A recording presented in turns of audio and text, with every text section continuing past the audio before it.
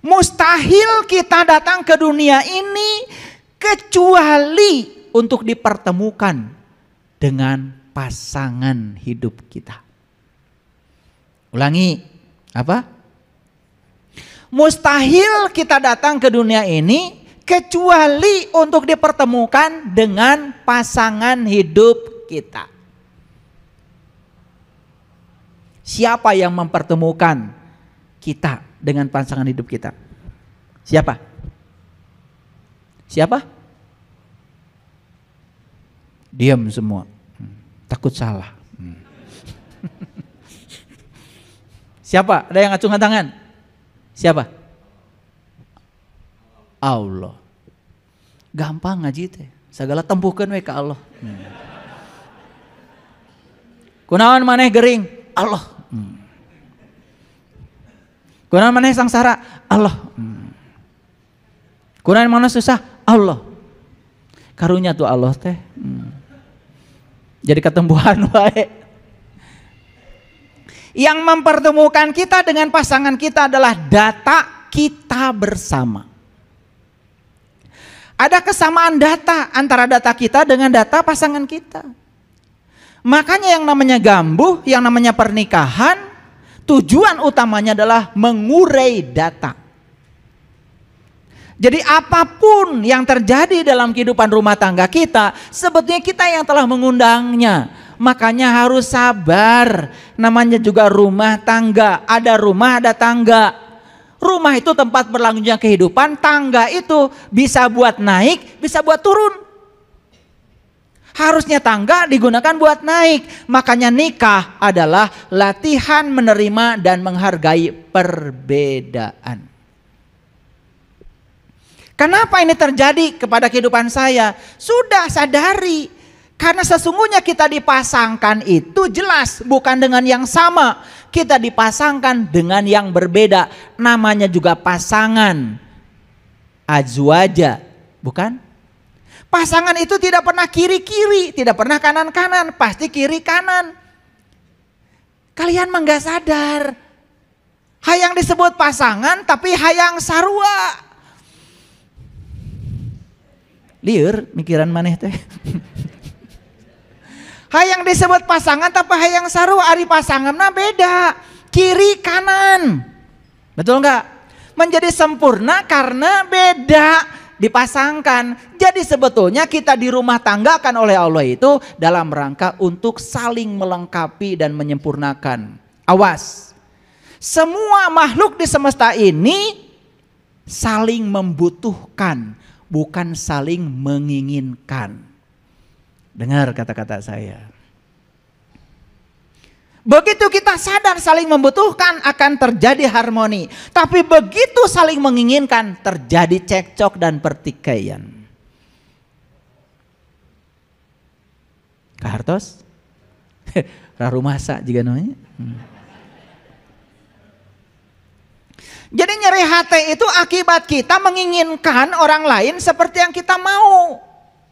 Karena kita saling menginginkan, bukan saling membutuhkan. Kalau saling membutuhkan akan terjadi saling melengkapi, lalu saling menyempurnakan.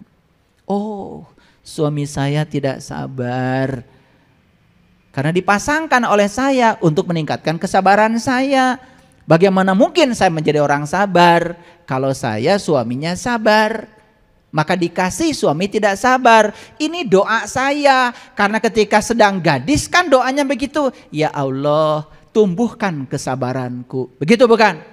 Ya dibere carogen untuk sabar. Itu pengkabulan Allah atas doa kita. Kahartos ente. Kan maraneh keneh anu ngundang. Dan ngajina lo bateng maca. Makanya ngaji tuh nggak usah one day one judge, nggak usah satu hari satu huruf aja bagus itu. Kalau bener ngajinya, menyelamatkan. Apalagi satu ayat. Lo batehing sajudge mah, hese ngamalkeunana. Betul apa tidak? Iya. Coba Al-Fatihah aja berapa huruf? Seperberapa juz Al-Fatihah? Ngajinya satu aja, satu huruf. Ba. Ba itu apa? Baitullah. Titiknya di mana? Di handap, di luar. Wujudnya kayak mangkuk. Jadi kalau kita baru sampai ba, titiknya masih di luar. Gitu. Gimana mindahkan titik dari luar ke dalam? Kan kudu jadi nun. Betul nggak? Gimana caranya dari ba ke nun? Mulai sekarang ngaji ka jero, ngaji diri. Tong ningali kesalahan batur wae. Mau pindah tah ba teh titikna ka jero. Hartos, yang ngaji ba nih bisa 10 SKS. Ba juga babun teh pintu. Kalau pintu kita tertutup, pikiran kita tertutup. Mata kalbu kita tertutup. Tertutup terhadap pandangan orang, tertutup terhadap ilmu dari orang, ngerasa bener sorangan, teu balik tah ngajina. Berarti babunna can muka. Kalau babun belum muka, berarti masih tertutup. Tertutup bahasa Arabnya cover. Bahasa Indonesianya koper. Kafir, cover. Itu tutup artinya. Tong nyalahkan batur. Beda keyakinan dengan kita disebut kafir oleh kita. Jangan-jangan kita yang tertutup. Dabaknya masih tertutup. Babunnya can muka. Cok gelas lamun aya tutupna bisa dieusin teu? Tah babunna masih nutup. Baknya dulu ulik tah bah. Betul apa tidak? Batu Baitullah rumah Allah. Kalau rumah Allah pasti ada pintunya. Kalau pintu pasti ada kuncina. Di mana pantona? Di mana kuncina? Teangan we baheula. Tidak usah satu juz. Tok, bakal kapanggih sadayan. Sahurup we heula. Betul apa tidak? Gitu nggak ngaji selama ini? Boro-boro. Hayang gancang anggeus. Meh menang pahala, berijeng teu ngarti pahala teh naon. Pahala tuh itu. Kalau mengetahui rahasia ba, berkah dari ba, pahalanya akan ketemu kapan? Sekarang di sini. Pahalanya Allah. Batu Baitullah, kalau Baitullah rumah Allah, berarti Allah teh berarti linggih atuh di bumina. Kumaha carana? Hoyong bertamu ka bumina Allah. Tuh. Itu ba masih sepitor ba. Makanya kalau kita lihat musik Nayaga, luar biasa. Dulu mah cuma 4 Nayaga. Yang pertama rebab, yang kedua kolenang, saron, yang ketiga kendang, yang keempat goong. Tah goong teh persis ba. Cok. Betul apa tidak? Nih. Titiknya teh di tengah. Tenggelan wae apaan? Betul enggak? Dan goong itu dipukulnya selalu paling akhir. Yang pertama yang ditabakan rebab. Kata rebab teh teangan. Gitu. Betul enggak? Kata saron tong sieun. Gitu. Kata kendang apa? Kulibak.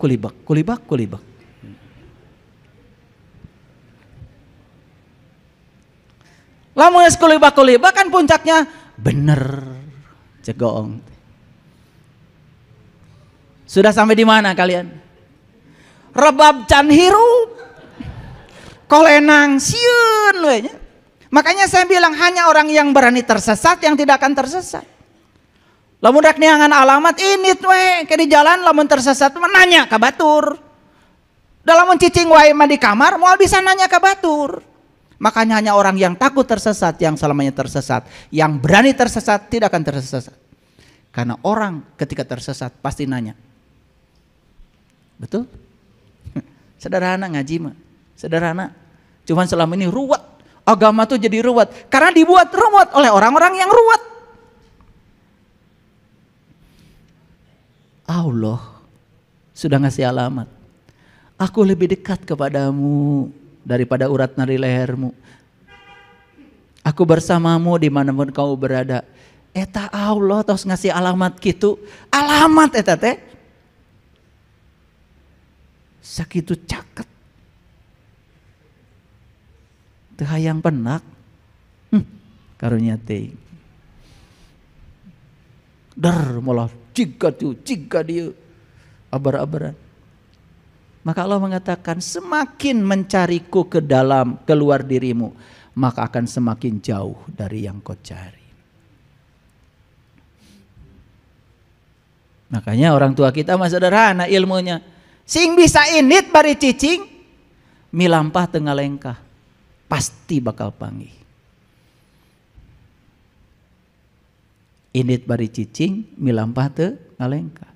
Pergi tetapi diam. Melangkah tetapi tidak kemana-mana. Ngerti? Udah pusing-pusing sekalian, nggak apa-apa. Nanti dipraktekkan. Lanjut dulu. Jadi ketika kita sudah menemukan alasan kenapa kita lahir ke sini, di situ kita akan mengalami pencerahan. Mual bingung menghadapi kehidupan. Mual bingung. Jadi 3 alasan. Untuk menemukan 3 alasan itu cuman satu kuncinya. Kenali jati dirimu. Karena Allah mengatakan, aku adalah suatu perbenaran yang tersembunyi. Aku ingin agar aku dikenali. Maka aku ciptakan ciptaan. Agar dengan ciptaan dapat mengenali aku. Jadi sebetulnya satu-satunya alasan kenapa kita lahir ke sini, karena kita belum tahu dan kenal kepada Allah. Diberi kesempatan untuk kenal. Maka di Quran surat Ali Imran Allah mengatakan, walladzi yusawwirukum fil arham kaifa yasha. Dialah Allah al-Musyawwir, sang pencipta agung, yang telah menciptakan kamu di rahim ibumu sebagaimana yang Dia kehendaki. Jadi Allah menciptakan tubuh ini sebagai kendaraan yang luar biasa. Karena hanya dengan tubuh inilah kita bisa mencapai Allah. Makanya dalam agama Nasrani, tubuh yang sudah menemukan cahayanya kembali disebut sudah kembali lahir. Dalam ajaran Islam, tubuh yang sudah menemukan nur ala nurnya kembali, maka disebut sudah mengalami maulid. Sayang sekali kalian peringati maulid tiap tahun, tetapi kalian tidak pernah menjadi pelaku dari maulid sendiri, hanya memperingati. Yuk sekarang pertanyaan dari saya, kapan mau maulidnya? Makanya maulid itu 12 Rabiul Awal. 12 angkanya luar biasa. 1 ketemu 2. Rab itu adalah Rob, sang pemelihara. Awal. Jadi Rabiul Awal itu adalah awal mengenal Rob. Luar biasa? Luar biasa? Sering memperingati maulud.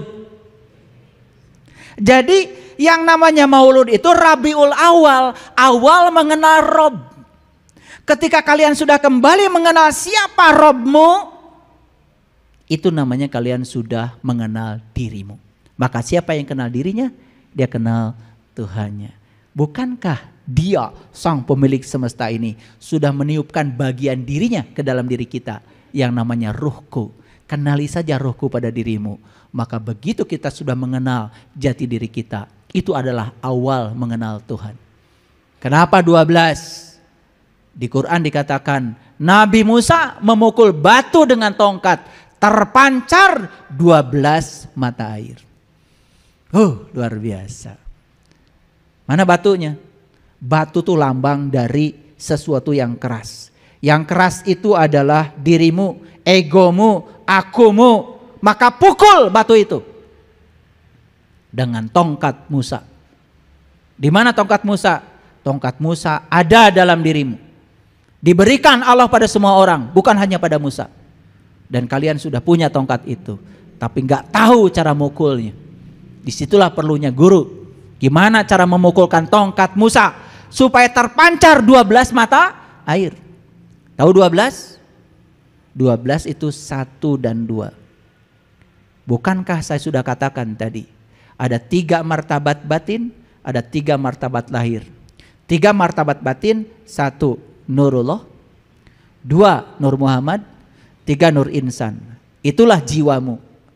Maka Nur Insan ini harus bertemu dengan Nurullah dan Nur Muhammad. 1 ketemu 2, terpancar 12 mata air.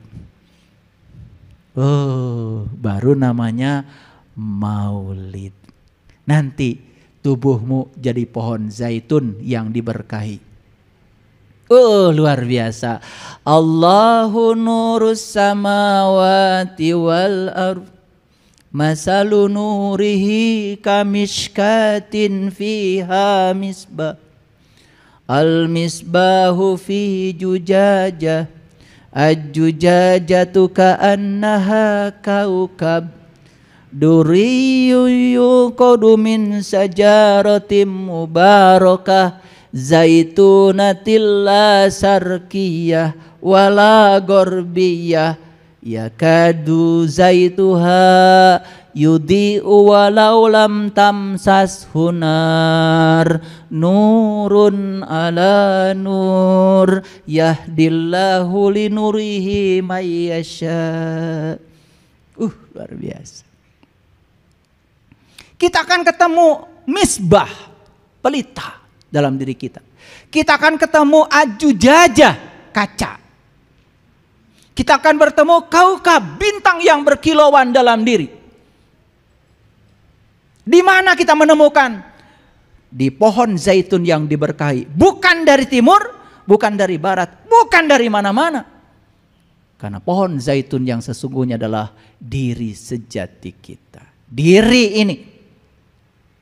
Jadi nanti kita akan ketemu pohon zaitun yang bercahaya.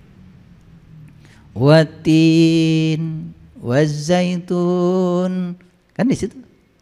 Jadi di pohon zaitun ini kita ketemu tin. Pernah lihat buah tin? Banyak lampunya ya, merah, putih, bersinar. Temukan itu dalam dirimu. Watin wazaitun waturisinin.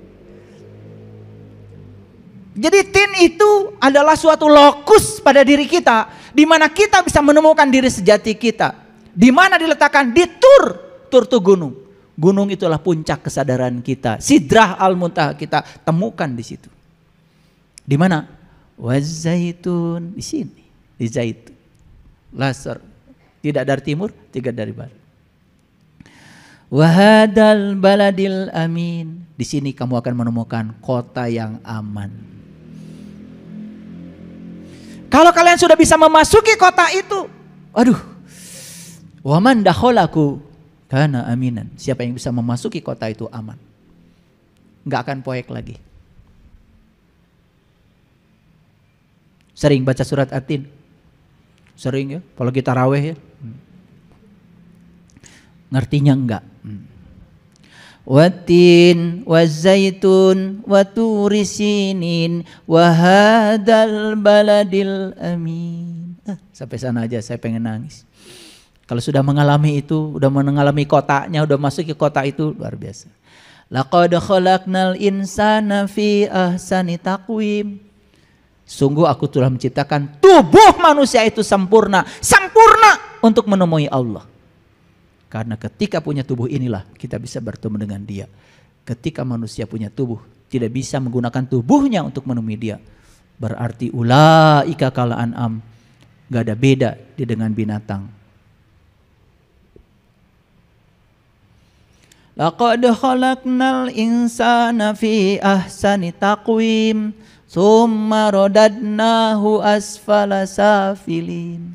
Siapa yang punya tubuh tetapi tidak menemukan tin di pohon zaitunnya, summa radadnahu asfala safilin, berarti dia memilih untuk menjadi aspal, diinjak-injak, dihina, direndahkan oleh dirinya sendiri. Illallazina amanu, kecuali yang sudah terbuka mata kalbunya, sudah menyaksikan sejatinya Allah dalam dirinya. wa amilus solihah. Awas, amal soleh dalam Quran definisinya sangat jelas. Man kana yarju liqa'a rabbih falyamal amalan solihan. Barang siapa yang ingin berjumpa dengan Tuhannya, lakukan amal soleh. Jadi amal soleh itu adalah cara untuk meniti ke dalam diri. Jadi orang yang sudah terbuka mata kalbunya dan tahu cara untuk meniti ke dalam diri. Illal ladzina amanu wa amilus solihati falahum ajrun. Bagi dia ada Allah. Ajrun itu pahala. Karena pahala yang sesungguhnya adalah Allah. Allah yang hadir bertajali di dalam diri kita sendiri. Itu pahala yang sebenarnya. Ghairu mamnun, tanpa batas. Indah gak surat Atin? Indah apa tidak? Indah apa tidak? Belum indah. Bagi yang belum mengalami. Indah kalau sudah mengalami. Jangan buru-buru bilang indah. Ngasal aja. Kalau sudah mengalami semuanya baru indah. Kalau sudah mengalami itu indah. Wadduha wallaili idza saja ma waddaka rabbuka wa ma qala walal akhiratu khairul laka minal ula. Itu diambil semua.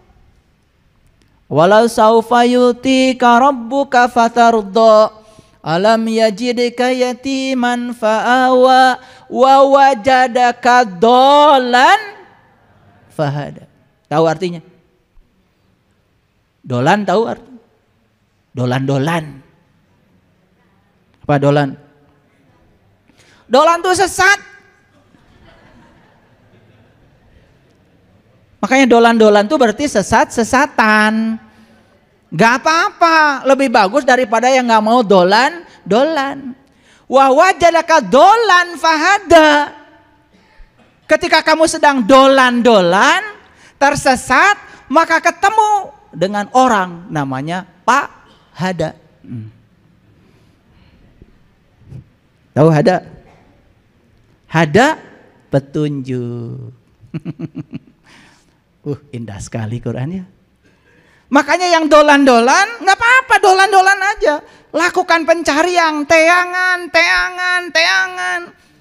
Tongsian, kulibak. Nah itu namanya dolan-dolan, kulibak-libak. Makanya sudah kulibak ketemu, nggak apa-apa. Karena nanti akan ketemu dengan Pak siapa tadi? Pak Hada. Akan ketemu hadun, huda, ihdinas syiratal mustaqim. Kan gitu yang sering kalian minta dalam sholat. Ketika dolan-dolan kemudian kita nyasar-nyasar, gak apa-apa. Pencarian seperti itu. Saya dulu dalam pencarian ketemu dengan orang yang sakti mandraguna. Iya. Teterak di kadek. Sudah ketemu yang kayak gitu udah ketemu. Benar itu bisa. Tapi saya mengatakan di sini bukan ini yang saya cari. Kernaon dengan ilmu teterak di kadek. Dengan ilmu supaya nu ngadek. Karena Nabi Muhammad tidak mengajarkan ma'rifat goibiyah. Nabi Muhammad mengajarkan ma'rifat rububiyah. Berakhlak seperti akhlaknya Allah. Tahaluk bi akhlakillah. Itu namanya ma'rifat rububiyah. Kalau kita kenal kepada Allah, justru kita jadi orang biasa. Hidup seperti biasa. Kadang gagal, kadang berhasil. Seperti biasa. Justru dalam biasa itulah kita akan mengalami luar biasa. Orang yang belajar ilmu kesaktian adalah orang-orang yang takut menghadapi kehidupan. Dan orang-orang yang punya ilmu kesaktian pasti akan didatangi oleh orang-orang yang serakah dengan dunia. Yang datang ke dia pasti yang ingin melanggengkan berkah dunia. Yang tidak mau turun dari jabatannya pasti datang kasih eta. Makanya alhamdulillah ke saya nggak pernah ada yang datang. Ada yang datang juga sama saya. Gimana caranya supaya jabatan saya terus? Paling saya nasihatin. Kamu harus bisa menerima. Kamu menerima jadi pejabat, kamu harus bisa menerima jadi rakyat. Paling juga saya nasihatin begitu. Dan insya Allah dinasihatin seperti itu nggak akan datang lagi. Saya juga nggak butuh mereka yang kayak gitu.